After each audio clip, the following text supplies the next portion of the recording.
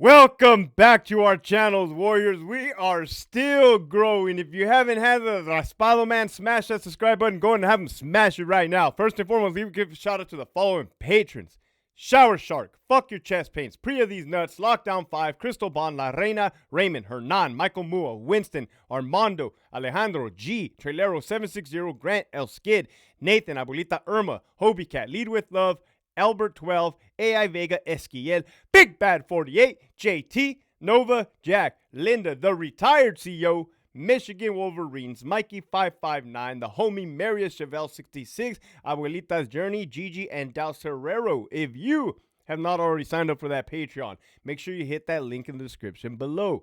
You are definitely missing out. This episode right here, ladies and gents.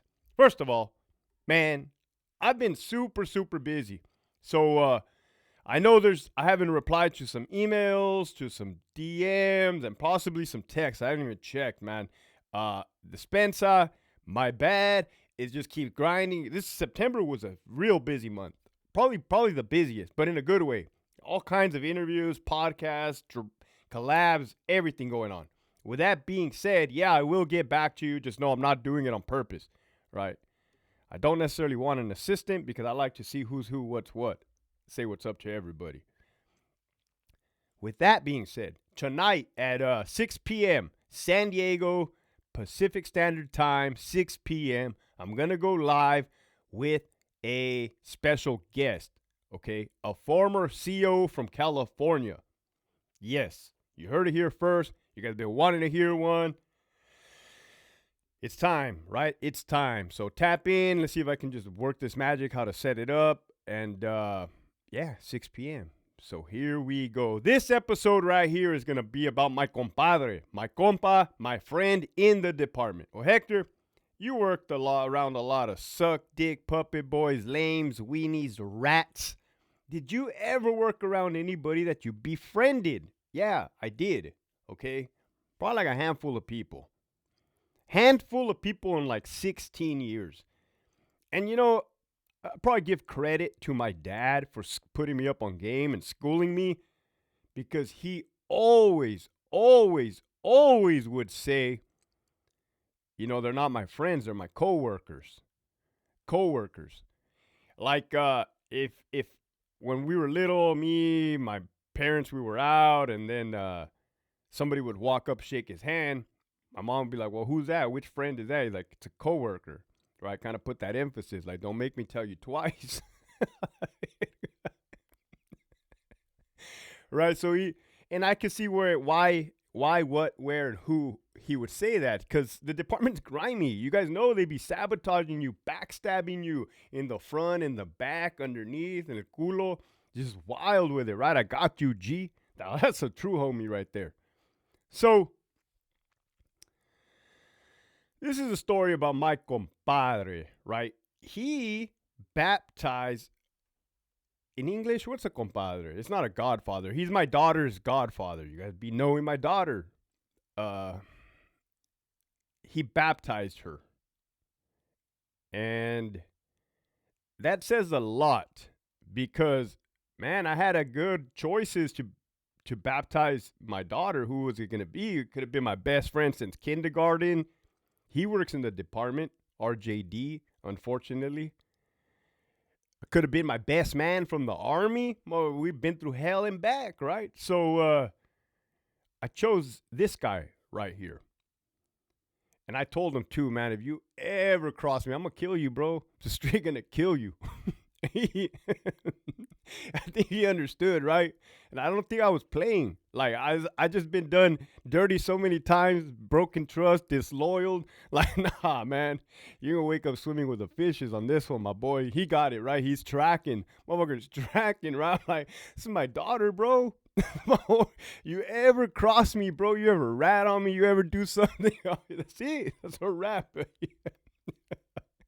I told him, don't trip, man. You need crazy friends. I think he's the one that told me you need the crazy guys on your side, right?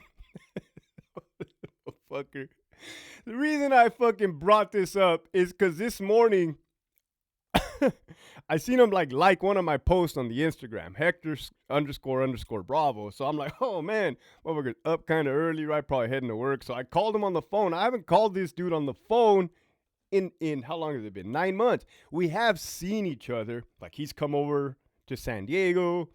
I've gone to where he lives. So it's like we've seen each other, right? But a good old friendship call, like, hey, how's it going, bro? How's everything? We used to do that when I was working all the time. Like, you're not gonna believe what the fuck happened now. He would never believe the Donovan stories. Ever believe them. Fucking believes them now. So this shit started. Let me see. I started in 2006. He had to have started in 07. 07. Yeah. Balls at Centinela State Prison. The dude is a paisa, man. The dude is a straight paisa from down South Mexico, man. You know where they don't be wearing shoes? They be having dirt on their face. The old ladies be carrying shit on top of their head, right? Like fruit baskets and fuck. Like my boy, my boy was living in poverty, from what I gathered. And he's over here doing it big in the United States, right? CO, Correctional Peace Officer of the Law. I'm like, damn. So how we came to meet was C Yard, Charlie Yard, Level 4 GP Killer, Centinela State Prison. Around this time frame when I had sobered up in 2010, 2011. Well, I got sober in 2010, but this year had to have been 2011. So we've been in the department from 07 to 11, 8, 9, 10, 11. We had already been in the department for 4 years, really never came across, chopped it up like that. I used to do a lot of Tough Mudder runs, Spartan races, all this stuff, like these like those mud runs, because like I had a lot of adrenaline or a lot of adrenaline junkie, nerves, sober, trying to figure out who the fuck I am. Took me like fucking 5 years to figure out who the real sober Hector is, right? Because I had been drinking for a long period of time. I didn't know who I was.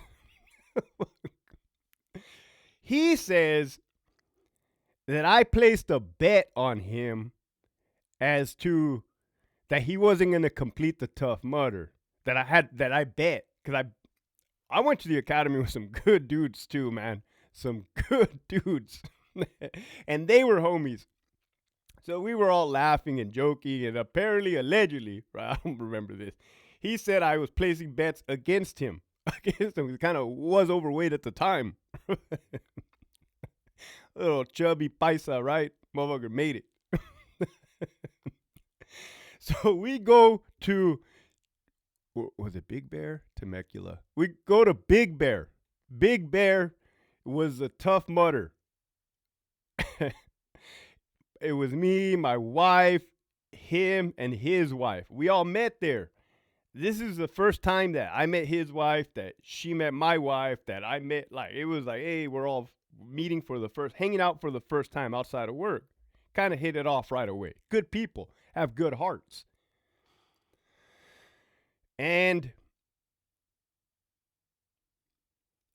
I remember, like, all the obstacles, right? It kind of sucks, whatever, like 13 miles or whatever, all these obstacles. I remember seeing this dude, like, on top of this big ass, like, well, first of all, there was a big dirt mountain, right? And it's me, my wife, and him that are doing it. His wife was sitting out. And I remember this dude was at the bottom, like, contemplating his life. At the bottom of the mountain, or like in the middle of the mountain, we were at the top already. It was a big ass mountain. This dude was sitting there, like, contemplating his life. Like, you could tell he's like, do I go back down or do I go up? I'm fucking laughing, right? Like, get your ass up here. Hurry the fuck up, right? Stop bullshitting. Let's go. Finally, the dude comes up, right? Fucking, I'm like, all right, good. Because not that I'm judging people. I'm not judging people, but when I see somebody fucking contemplating their life, and then they push forward, as I say, right? They continue. I'm like, all right, this dude has heart. This dude had heart, right? That's what that dude showed then and there. Trust me. Chubby guys ain't supposed to be doing the Tough Mudder, right? I was in shape. My wife was in shape. So We go, there's this big ass, like a concrete water reservoir stuff. They put plastic on there so you use it as a massive water slide. Well, your boy fucking, I go down there like it ain't shit, right? The water slide. It's like an easy part of the fucking thing. Well, this guy's now contemplating his life up there, pacing back and forth. I'm like, what the fuck? Hey, come down, hurry up, come down. Motherfucker contemplating, fucking after like 20 minutes, the dude comes down, right? Scared as shit. Well, he finished, right? We all finished, but little did I know the dude was afraid of heights. Terrified of heights. Absolutely, extremely. Like, if there's a 10, motherfucker's at a 12 of fear, right? And he did it anyway. So I'm like, oh, hell yeah, this fucking dude, right? Motherfucker's just the average Joe. So was I, but like, just here, overcoming fears that I didn't even know this dude had. Motherfuckers just keep pushing forward, right? Oh, man. So then we became friends. I liked the guy, right? He liked me. I liked him. I got some jokes. He has some heart, right? The fucking Wizard of Oz, man. This dude was assigned to A1, Alpha 1 at Centinela. Man, there was a lot of black inmates in that building. Probably like 95.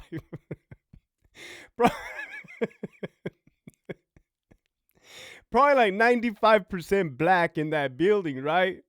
I mean, there's nothing to laugh about, but his partners were black, right? So I would call him like, "What's up, man? How's Little Compton?" He'd be like, he'd be like, "Oh, it's cool, right?" This dude was like, fuck, man. This dude was in there for like, in that building for like 4 years, maybe 5. Fucking maybe 6 years. I don't know. The dude was in A1 Little Compton for 5 fucking years. It wasn't a bad building. The dude ran a building, right? The building ran. It was a good building, but it was noticeable, right? Because in any other building, it's kind of like even the odds or 50-50 or whatever the fuck, man. It's kind of like, but this one, I would always put a 10 on it, right? Oh, man. So one day, this guy, we're talking on the phone, right? And he tells me, and this is the true story. Like, I don't know whether he did or he did. I don't know, man. Take it for what it's worth. I don't know if he was pulling my leg, but this guy tells me he was at the podium and that a Southsider came up to him and said, "I need to go to medical." Like, for what? That allegedly this dude had the hair clippers stuck up his ass. Allegedly, right? Like, I don't know.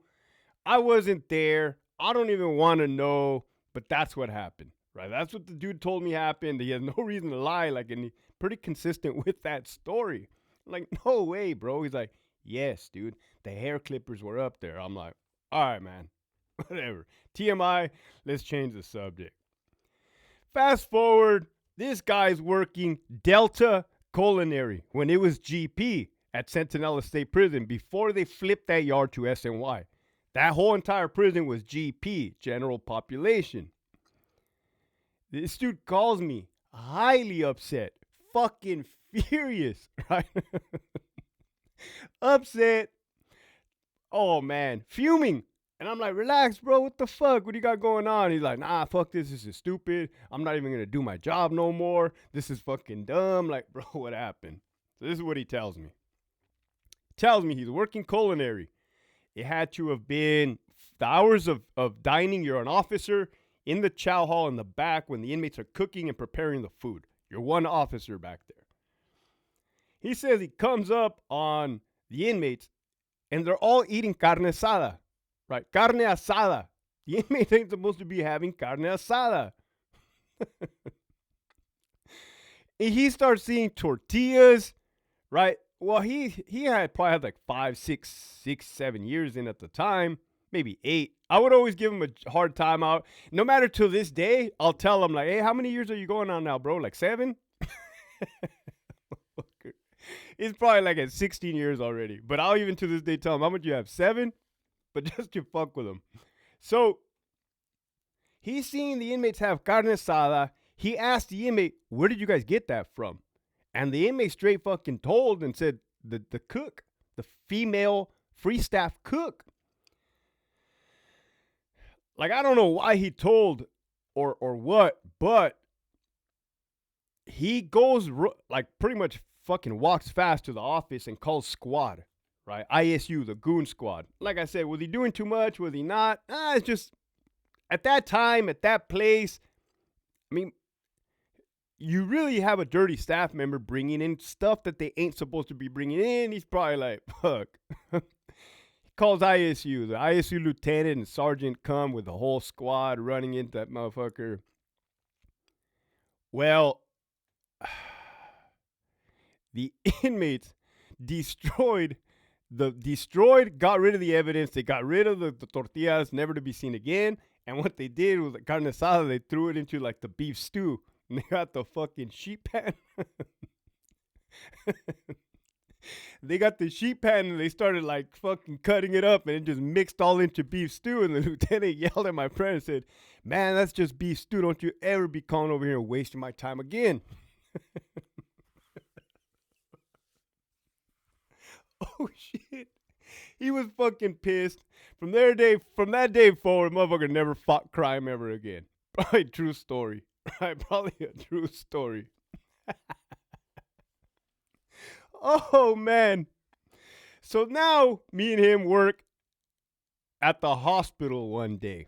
PMH, Pioneers Memorial Hospital. We had 2 buddies working together. Right? This is friends. Now, I'm telling you, this is a friend, right? More than a coworker now.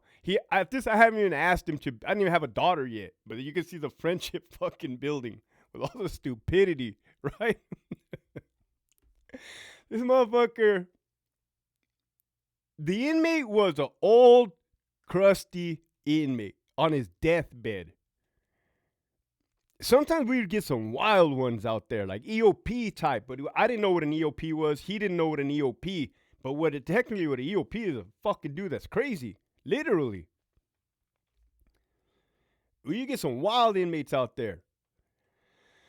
So this dude takes his fucking cell phone and like takes a picture of the inmate, right? I know what you're thinking, like, oh, that's fucked up, this and that, but hold on. So the dude takes a picture, right? I don't know if he was going to send it to me. I don't know what the fuck he was thinking, right? So what I do is I get my cell phone that I'm not supposed to be having, and I quietly and very sneakily, I star 67 my number so it's private. And I fucking call him, right?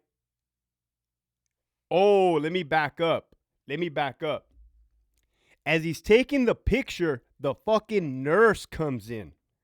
The female nurse comes in, sees him, and yells at him and tells him, like, "Hey, don't be doing that. Like, stop what you're doing." Like, this dude gets all panicked, gets fucking scared, right? He leaves, or she leaves. I get on my phone, star 67, and I call him. So he thinks it's the prison calling him right after he just got scolded by the nurse. Motherfucker starts sweating bullets, right? Like, hey bro, the watch is calling me. I'm like, oh, you're fucked, bro. You are fucked. You're gonna get fired. You're gonna get fired for sure. What were you thinking? You stupid motherfucker.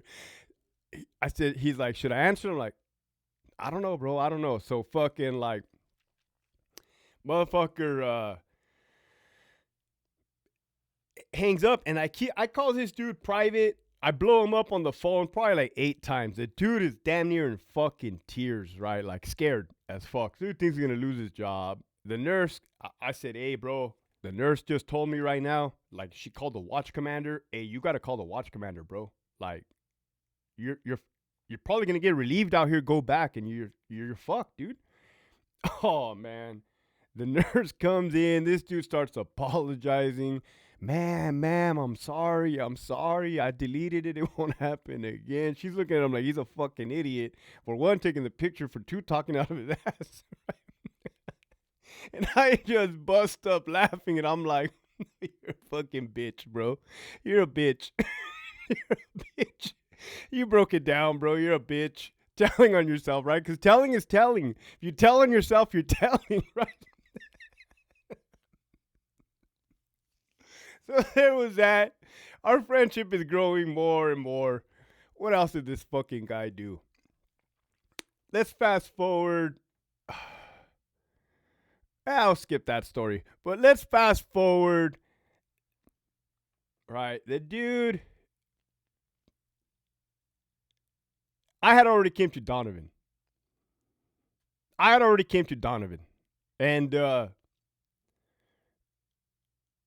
this is when the heavy hitters out of the Bay had already been kicked out. And you got some big fucking names in the game, man. Right? Because if you say heavy hitter or you say like one name, you're kind of like, meh. But you say a certain name, you're like, oh, fuck. Right? Like, motherfucker has some fucking weight behind that name, right? So I would call him from work. We call work to work. And I would inquire, hey, what are they doing? Right? Like I said, I always did my homework. I knew who was who, what was what. To this day, I still know. I'll call somebody and say, what is that guy doing in his cell? I'm in a whole nother different fucking prison. What is it to me? I just want to know how the game works, right? Ooh, CDCR lost a good one, right? I like, hey, how are they moving, right? Do they got the entourage? I heard they have bodyguards, this and that. This motherfucker tells me that he's doing a security check type, like walking around the tier. He looks into the cell. I'll be damned that there was an inmate sitting cross-legged like this, facing on the floor, facing the back of the cell. Look at what I'm doing. Like in a fucking trance, right? Sitting on the ground, cross-legged, facing the back of the cell. The heavy hitter was at the window of the cell, standing up. So my friend walks by, looks at him, and goes like, hey, what's up? Like, ¿qué onda con tu celly? What's up with your celly? The heavy hitter tells him, oh, he refuses to go to school, so I got him sitting like that. He's going to sit there all day till he figures it out.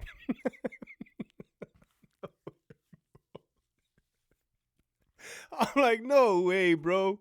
Yeah, the dude had his celly sitting like this in this position. That's kind of funny.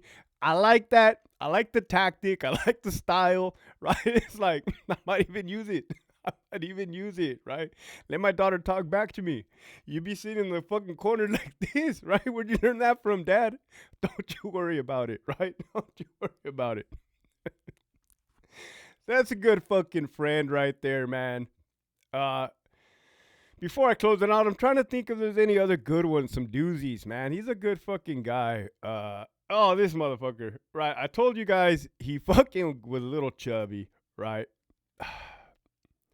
He got into fitness really, really, really good. Slimmed down, looking fucking cortado, G. This motherfucker traveled. He traveled, which I like. I like people that travel, explore. He went with his wife. They went to Italy. We picked them up at the airport when they came back. This fool was looking all fucking skinny and shit, like motherfucking Al Pacino. Looking like motherfucking The Godfather, right? But this dude's wearing some short-ass golfer shorts, some motherfucking polo, some fucking shades, like aviation glasses. I'm like, look at this fucking guy, right? He's drinking chanate coffee by like the espresso. I was like, oh, fuck, bro. New year, new you. Look at you, my boy. You're doing it. Then when I met you, you were just a fucking fat paisa, bro. Look at you. Hell yeah. Living the American dream, right? Oh, that's a good fucking friend right there. Oh, man. He's my compadre. Good people. Good solid foundation, good family values, both of them, man. And that's what I said, right? Like I chose him over like other people that could have been chosen as the godfather to my child. So that's friends. Can you make friends in prison? Yeah, it's not advised, right? Blue or green. Don't be making fucking friends. And for the record, don't be making friends of the opposite sex. I can't elaborate on this enough. Right next to you're leaving your wife, you're 10th in line. It's just all bad, man. She belongs to the yard, not to you. It's not your girl, it's just your turn. With that, the message for today is just be cautious on who you befriend, right? This wasn't a bad story yet.